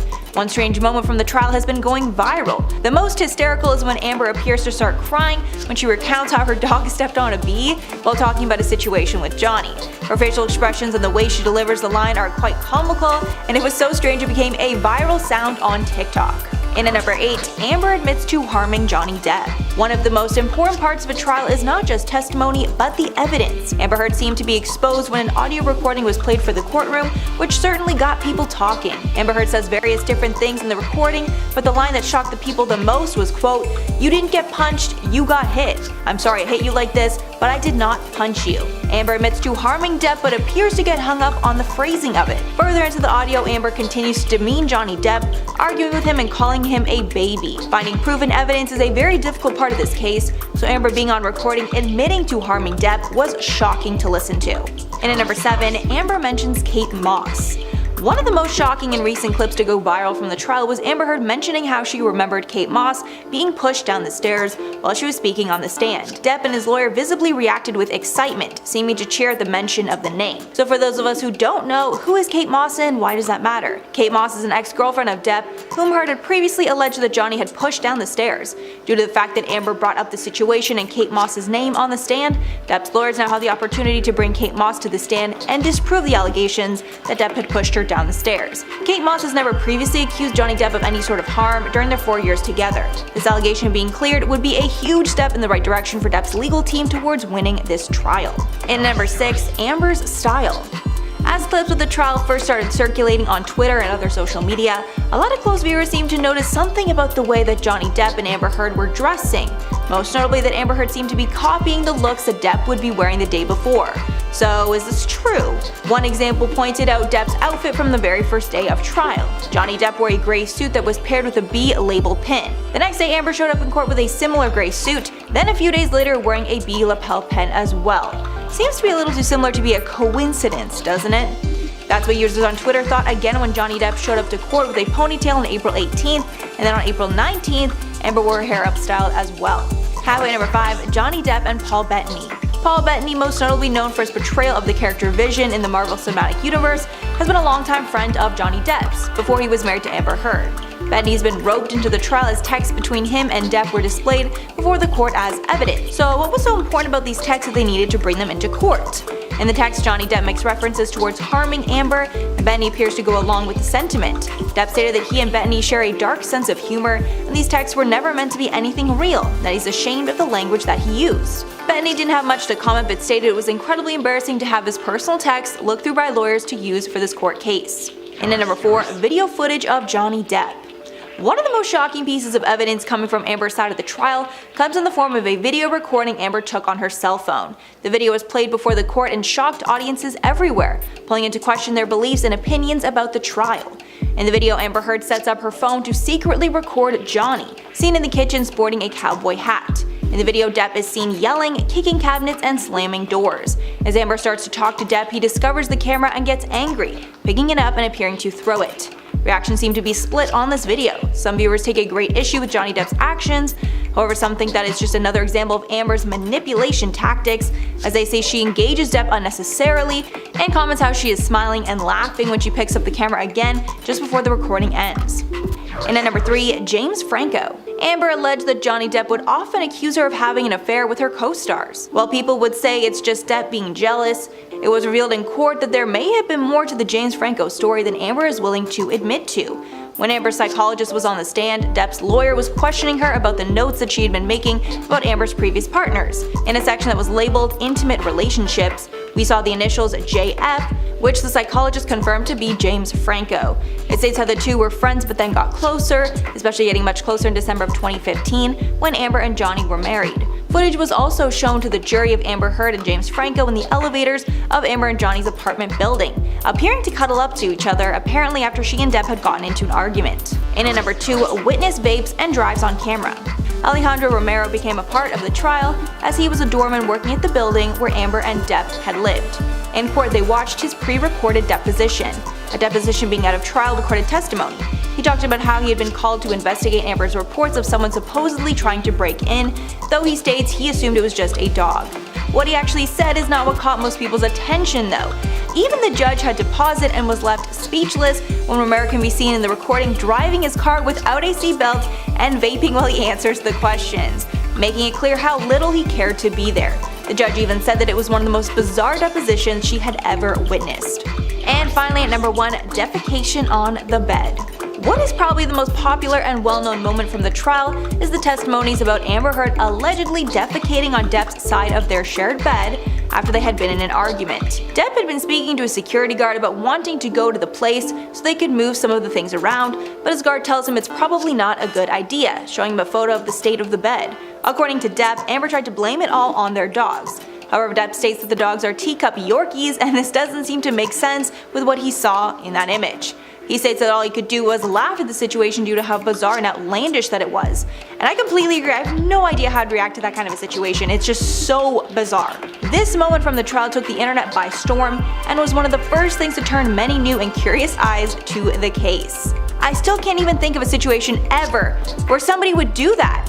Like, as a joke, out of spite, like, why would a person do that in someone's bed, in their own bed? Like, It is so unbelievable. Hailey Bieber hosts a vlog called Who's in My Bathroom, where she interviews different people on a bathroom set. And this time she had Gwyneth Paltrow appearing on her show. At the start of the video, everything seems pretty normal. Bieber introducing Paltrow as she walks on and goes to sit down. But as soon as the two start talking, it starts to get a little weird and uncomfortable. Gwyneth Paltrow says, "I think I know your dad and your uncles," referencing her father Stephen Baldwin and uncle Alec Baldwin. Hailey responds understandingly, saying, "That's what most people say to me," and asking if Gwyneth has any stories about them. Unfortunately for Hailey, she probably never should have asked that and just left it there. Because Gwyneth goes on to bring up the time that she starred with Stephen in a movie called Mrs. Parker and the Vicious Circle way back in 1994. She says that he was actually a pleasure to work with and he was really nice. Hailey responds with relief and says, "I like hearing that. Imagine if you had some horror story. He was terrible. It was a nightmare working with him."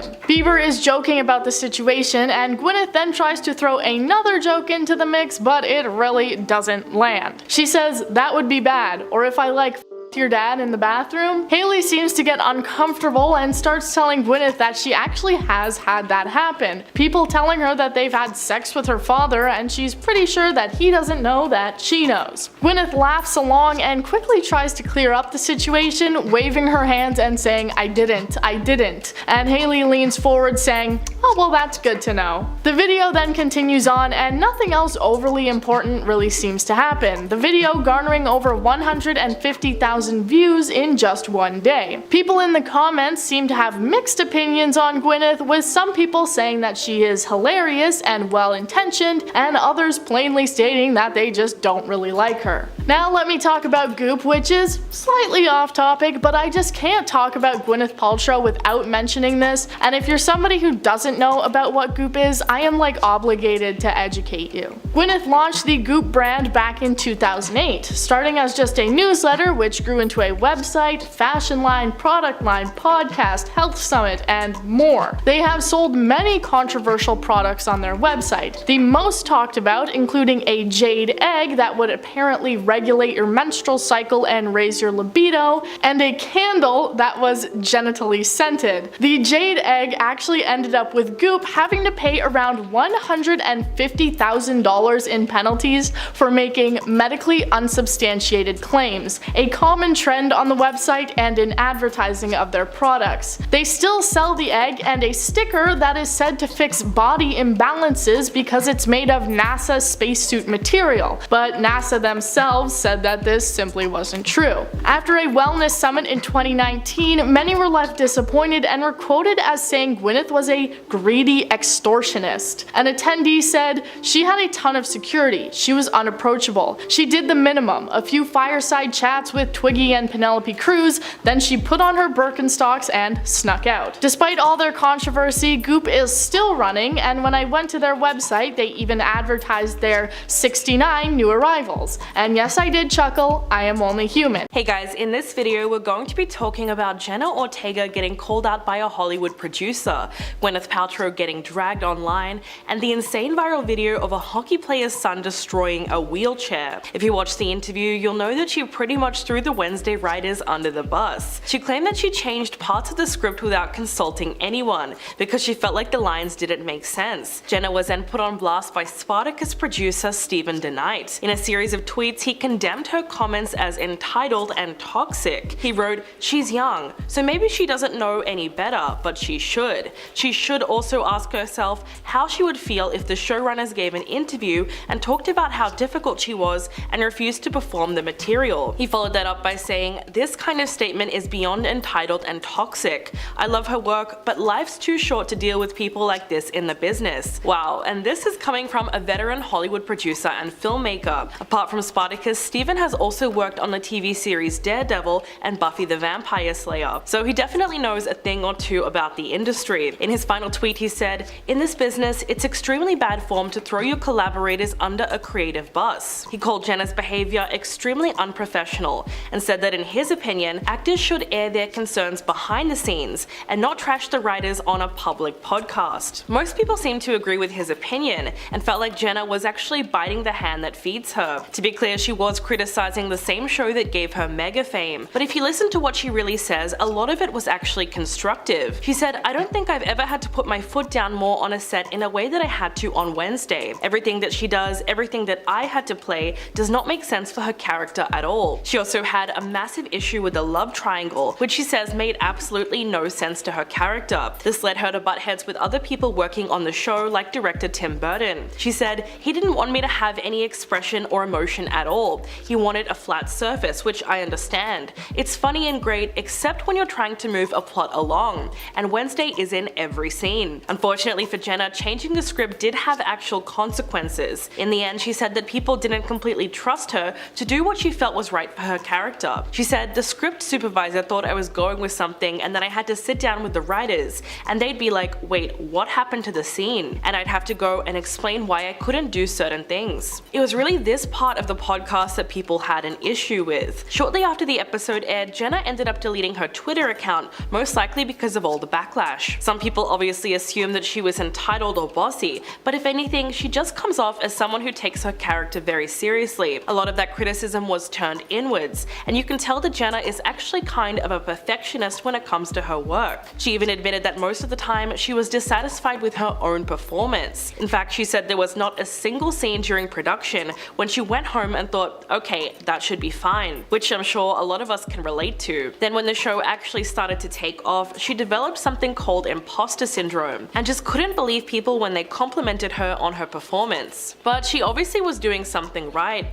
Wednesday eventually became an insurmountable success. Netflix said it logged more than 1 billion hours viewed in the 3 weeks after its debut, with more than 150 million homes watching. The only other shows that crossed the 1 billion hours mark were Squid Game and Stranger Things 4. So that really says a lot about the show's insane popularity. Moving on, if you are looking for another reason to roll your eyes at Gwyneth Paltrow, just look at what's going viral on TikTok. In a recent interview with Dr. Will Cole for the podcast The Art of Being Well, she talked about her daily wellness routine, and just like that, she turned herself into a punchline once again. Gwyneth explains that she does intermittent fasting for 18 hours a day, only has a coffee in the morning, and then breaks her fast with nothing but bone broth. So basically, nothing but fluids. She then exercises for an hour doing Pilates or a Tracy Anderson workout. Gwyneth finishes up her day by dry brushing, going in her infrared sauna for 30 minutes, and then having a paleo dinner with lots of vegetables. She does all of this because she says it's important to support her detox. But everyone's asking the same question now. What does she have to detox if she doesn't actually eat anything? Look, it's not like people are going to take advice from someone who sells a $75 candle that smells like her you-know-what. But at this point, she doesn't even deserve to have a platform if she's just going to promote disordered eating. And thankfully, she's now being called out for it on TikTok. One of the most famous dietitians on the platform, Abby Sharp, made a response video criticizing her and her wellness routine. She said, "I did not think Gwyneth could get any more dangerous to the public," but then she posted this. Abby explained that her fasting window was far too long and her caloric intake is far too little to support her day-to-day activity. She went on to say, "For the love of all that is holy, you do not need to detox. Your body does this naturally every day. This woman is going to die on the detox hill because she basically created this hysteria and is profiting off of it every effing day." A lot of people agreed with her, and they wrote things in the comments like, "This literally sounds like colonoscopy prep," and "Bone broth is not a meal." In fact, everyone is so sick of Gwyneth's wellness crap that they have now labeled her as the mother of all the almond moms, which is a term for women who push disordered eating onto their children. There were also heaps of comments making fun of her diet. Someone wrote, "I eat one almond, but I cut it into 30 segments, and I eat it throughout my day to keep me nourished." But all jokes aside, it is really worrying knowing that there might be some impressionable people who are actually falling for it, because there really are those that idolize this sort of eating and think it's what you should be doing if you want to be healthy. So we should be doing everything we can to stop her trying to normalize this kind of thing. But just when you think Gwyneth couldn't get any more insufferable, she reveals that she's been hooked up to an IV during the entire interview. The doctor pointed out the IV in her arm and she just laughed and said, "I love an IV. I'm an early IV adopter." Apparently she likes to get nutrients from her IV because she says it makes her feel so good. That sounds funny, but that's what she actually said. It just makes you wonder why she needs to do all these extra things to try and feel good. It was this part of the podcast more than anything that made her seem so out of touch. The comments under this clip were really savage. Someone wrote, "She's too rich to swallow vitamins whole," and "This is perfect material for an SNL skit." Another user wrote, "She looks physically sick, so how much are these IVs really helping?" Most people remember that Gwyneth has been called out for this kind of thing before. Her wellness company Goop has raised eyebrows in the past by promoting questionable items, things like sprays and crystals that are meant to prevent mental manipulation by people. Not to mention that some of the things she sells are thousands of dollars, but she claims that they are a necessity. If you're wondering how she became so out of touch with regular people, the answer is that she never really was. Gwyneth Paltrow is the OG Nepo baby, and she doesn't really bother hiding it. In 2009, she was quoted saying, "I am who I am. I can't pretend to be somebody who makes $25,000 a year." And yes, that is something she actually said. So honestly, is anyone even surprised about what she said in this latest interview? Moving on, have you guys seen the shocking video going around on Twitter? It shows a college hockey player Carson Briere pushing a woman's wheelchair down a flight of stairs. The person who posted the video has exposed his disgusting behavior for everyone to see. In the caption they wrote, "I usually don't post anything serious on my Twitter, but something happened Saturday night and I just can't stomach the thought of this kid getting away with it." In the video below is a Mercyhurst University student who is currently on the men's hockey team, Carson Briere. The video shows him chatting in a bar with his two friends at the top of the stairs. As soon as Carson spots the wheelchair that's next to them, he sits in it and tries to wheel himself around. He then gets up and knocks it down the stairs before laughing and walking away with his friends. I mean, just from that description you can tell what kind of person this is. It was pretty obvious that the wheelchair belonged to someone who was in the bar just trying to have a good time like everyone else. But by the time they actually needed to use it again, it was broken at the bottom of the staircase. As it was falling, you can clearly see the back of it comes right off and it kind of separates from the rest. So far that video has reached 31 million views. And if it makes you angry, you wouldn't be the only one. More and more people have come online to condemn Carson's actions. Ollie London wrote, "That is awful, horrible way to behave and must have been awful for the person who relies on that wheelchair to get around. I hope they get justice." Kyrus D. Williams wrote, "Wow, this is disgusting. Just another example of the daily ableism that occurs in this country. Do people not understand that wheelchairs can cost anywhere from $500 to $1,500 and even more? I hope he is held accountable to the fullest extent and gets a reality check." Thankfully, the general consensus in the comments is that Carson was being a complete a-hole. Someone then tagged his famous father Daniel Briere from the Philadelphia Flyers and said, "Get your kid in line." Pretty soon the clip garnered so much attention that he actually released a statement about it. He said, "I was shocked to see Carson's actions in the video that was shared on social media yesterday. They are inexcusable and run completely counter to our family's values on treating people with respect. Carson is very sorry and accepts full responsibility for his behavior." The 23-year-old student followed that up with his own statement, or empty apology depending on how you want to look at it. He admitted to pushing the wheelchair down the stairs and said that he is deeply sorry for his behavior. Quote, "There is no excuse for my actions and I will do whatever I can to make up for the serious lack of judgment." Well, he's going to have plenty of time to think about what he's done because he's now been suspended from his college hockey team. Mercyhurst University has just taken action against all three of the student athletes who were involved. In a statement on Wednesday, they said that they were going to be placed on interim suspension from their athletic teams,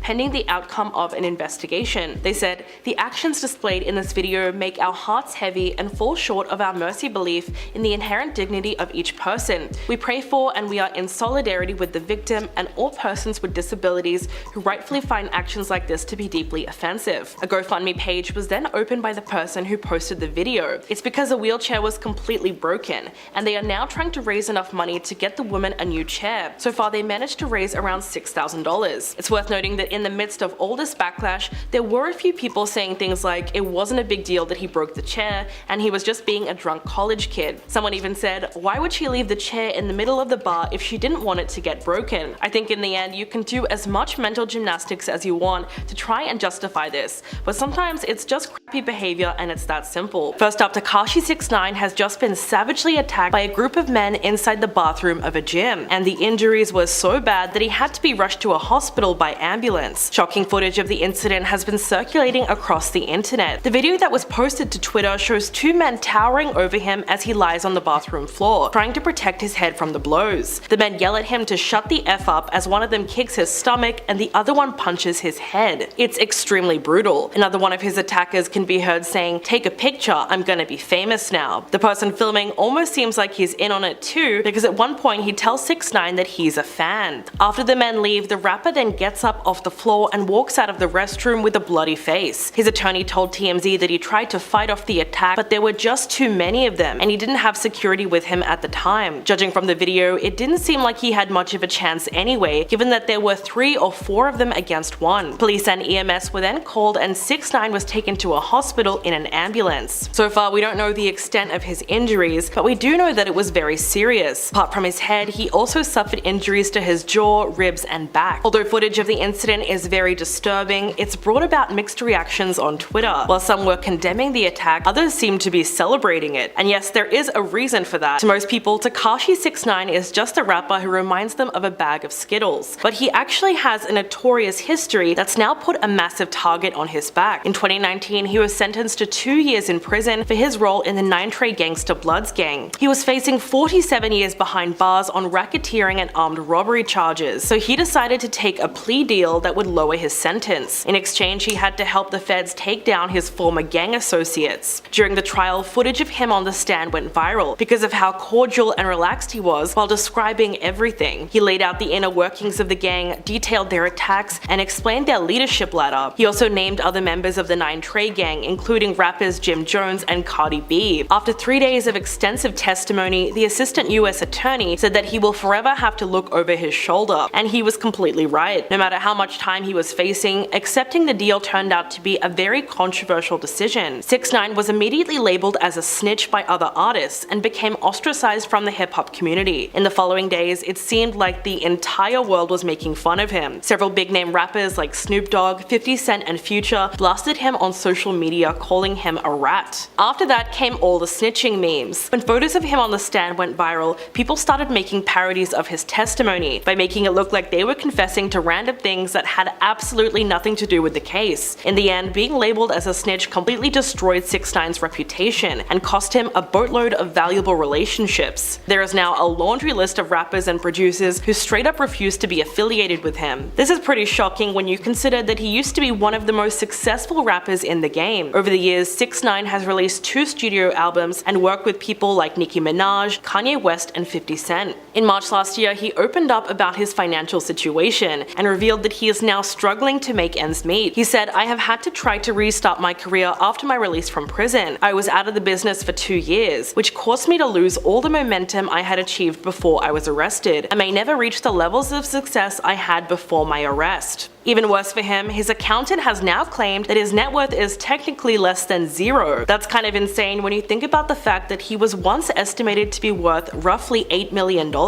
Now, it's unclear if yesterday's attack had anything to do with what happened back in 2019, but it's a little concerning that he was just walking around without any security. After all, he's probably gotten about 1 million threats in the years since the trial. So, do you think the two things were related, or was it a random attack? Let me know your thoughts in the comments below. And now, guess who else is going to court? Gwyneth Paltrow. But as you could probably guess, it's not gang related. No, this trial is about a skiing accident that she was involved in. A 76-year-old man by the name of Terry Sanderson has accused her of crashing into him while they were both skiing on a mountain in Utah in 2016. The two of them were on a beginner's run at one of the most upscale ski resorts in the country. The incident caused Sanderson lasting injuries and literal brain damage. In the court documents, he claimed that Gwyneth skied out of control and knocked him down hard. He then got completely knocked out, suffered a brain injury, and 4 broken ribs. Well, no wonder he took her to court. To make matters so much worse, Gwyneth wasn't actually alone at the time. She was with her ski instructor, and apparently they just both left him to suffer alone without getting him any medical attention. The retired optometrist had initially sued her for $3.1 million, but he later amended the complaint and is now seeking more than $300,000 in damages. For her part, Gwyneth filed a countersuit against him, claiming that he skied into her. According to her side of the story, she said that she was enjoying skiing with her family on vacation in Utah when he plowed into her from the back. She claimed that he was uphill, and when he ran into her, she sustained a full body blow. Apparently, she called him out for this and he apologized at the time. She said that the incident left her shaken and it made her quit skiing for the day, even though it was still the morning. She's now seeking $1 million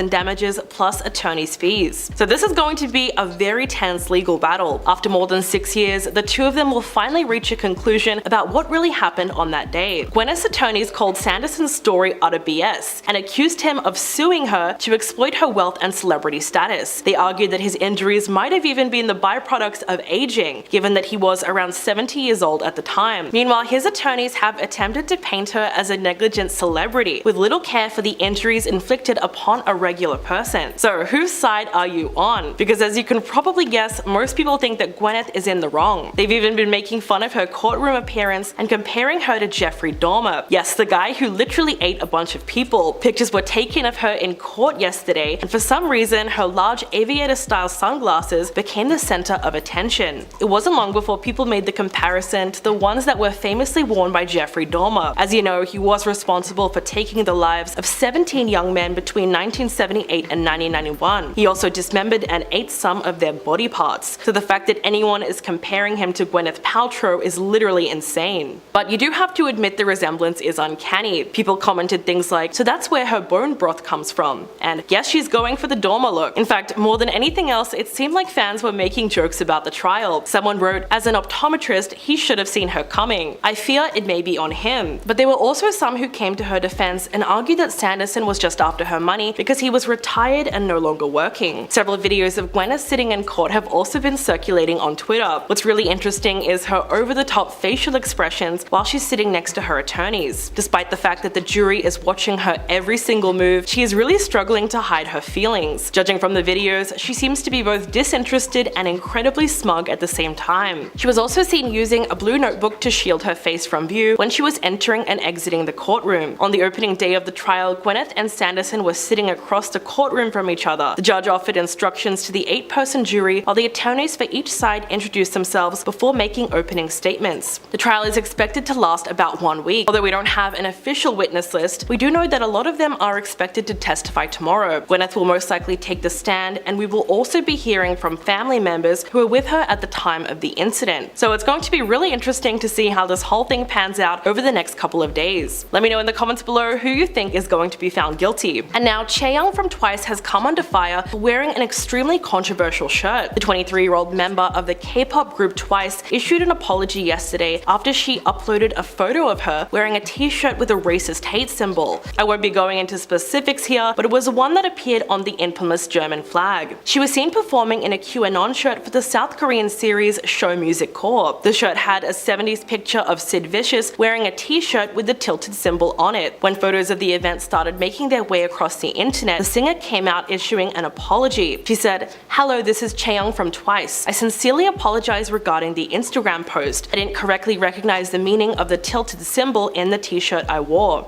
I deeply apologize for not thoroughly reviewing it, causing concern. I will pay absolute attention in the future to prevent any similar situation from happening again. Sincerely apologize." Many of her 8.6 million followers responded to her apology by leaving comments on the post like, "Don't worry, we believe you," and "I forgive you." But what's really crazy about this story is that it's not even the first time it's happened. Online spectators were quick to point out that Chaeyoung also performed wearing a t-shirt with the QAnon slogan, "Where we go one, we go all." This directly refers to the far-right political movement that sprouted in 2017. It's known for spreading graphic conspiracy theories in defense of Donald Trump. Since the controversy erupted, fans of the girl group have come to her defense, claiming that she most likely did not know the meaning of the emblems when she wore them. They suggested that people should instead be pointing their fingers at her stylist for not recognizing the history that is attached to the clothing. But it seems like there might be some kind of pattern emerging here. This latest incident is far from the first time an alt-right logo was displayed in the K-pop world. In 2018, managers for the world's biggest group BTS had to apologize after one of their members was pictured in a hat in a style that was originally worn by SS officers. And yes, it was that same tilted symbol. Another member of the group was pictured wearing a t-shirt celebrating the Korean liberation from Japanese rule in 1945, and the graphics included a picture of an atomic mushroom cloud. Then in 2021, Sowon, who was a member of the girl group G-Friend, had to apologize after she was photographed hugging and caressing a controversial mannequin. Then last year, a member of the girl group Purple Kiss was pictured wearing the tilted symbol in a military-themed photo shoot. Her label then made things worse when they issued a non-apology, stating that the responsibility of the incident was not on the artist. So there was obviously something very tone-deaf about the whole thing. But scandals like this open up a wider conversation around hip-hop's responsibility to their international fans, especially as their popularity increases. Sometimes it really does feel like an innocent mistake, and if anything, it just highlights a lack of knowledge about serious topics topics among certain demographics in South Korea. But the timing of this controversy could not have come at a worse time for TWICE, because the group has become insanely popular in English markets.